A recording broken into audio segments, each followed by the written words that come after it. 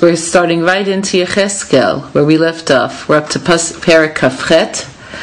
All of our Chiram, as you know, are of course dedicated to Rachalea, Bas Rav Chaim Tzvi. It should be an aliyah for her neshama. Okay, so we'll begin.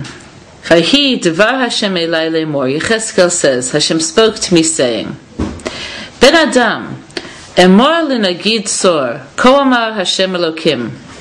Yan, gova libcha v'tomar, el ani, moshav Elokim yashavti, b'lev yamim, v'ata Adam, v'lo el, v'titen libcha k'lev Elokim. So here's what Hashem tells Yecheskel, human being, okay, tell this to the ruler of Tzor. Where's Tzor? Tzor is what today we would call Tyre, Lebanon. It was a great commercial center in the ancient world. The king of Tzor, Chiram, was a remarkable person, as we're going to see soon in the coming Psukim. What did he tell him? He said, this is what Hashem Elokim says. Your heart was proud, and you said, I'm a god. I shall dwell where the gods dwell, in the midst of the sea. But you're a person, and you're not a god. And you put into your heart that your heart is the heart of God. Who would possibly think they're God? It sounds so megalomaniac. It sounds so bizarre. What's happening here? So we have to go back a few steps and talk about Tzor and its king, Chiram. The Gemara tells us that there are 4 people who actually presumed to see themselves as though they were God. Paro, Chiram, others. Nebuchadnezzar was one of them. What would make a person think that they're a god? So I want to take you back to a whole philosophy that would make you understand this. The Nazi philosophy of Übermenschen and Untermenschen, higher people and lower people. So their vision of reality was that the world is set up as sort of a pyramid, with the people who are more worthy on the top, and the people who are below meant to serve them.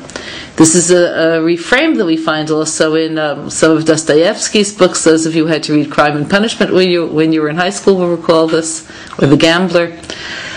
So a person could say, I'm a god. Does that really mean they think they created the heavens and earth? Let's look at some of them. I'm not going to take us through all 4 of them. I'm going to focus on Chiram and on Paro. Paro said, I'm the Nile and I've made it. Chiram, what brought about his megalomania? He participated in the building of the Beis HaMikdash. So the act of participating in this made him feel as though he had gone far beyond what a human can do. What did Paro think and what did Chiram think? So Paro, who thought, I'm the Nile and I've made it, he not only said it, but arguably he thought it. He thought that a human being, through mastery of the world, becomes, in a certain sense, a god. Mastery equals divinity. So what kind of mastery are we talking about? We're not talking just about technological mastery. We're talking about a certain sort of spiritual mastery. In earlier times, people knew about the forces of evil and how to use them. What are the forces of evil? So in Sefer HaChinuch, the author talks to us about why magic is forbidden. And what he says is as follows. He says, let's take a plant, a flower. It was created for a purpose. Nothing in the world was created purposeless.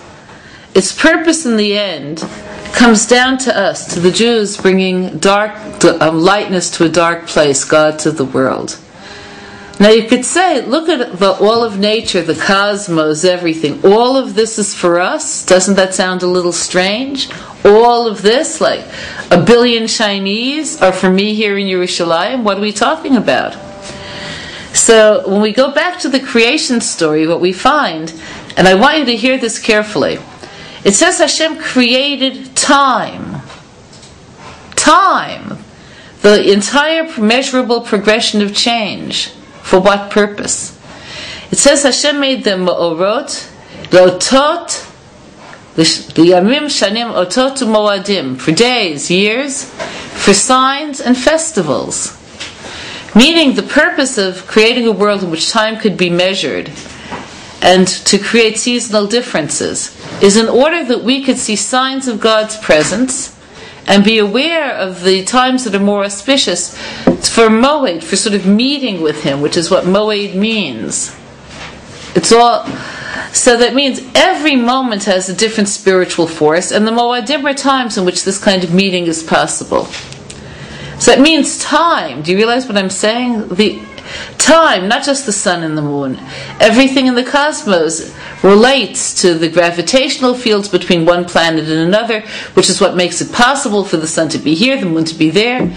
All of that was created so somebody could say,